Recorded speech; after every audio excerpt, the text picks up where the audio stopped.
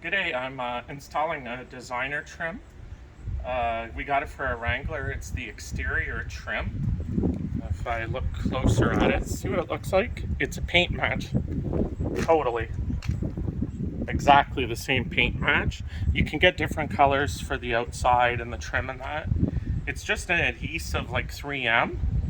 And you just line up your piece like this, and then you can just aim your letters in between, just like this.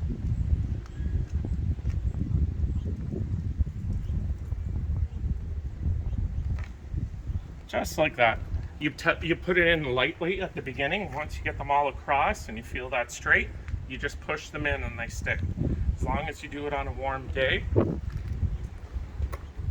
it'll be golden. So here's the E. See, there's a red 3M sticker.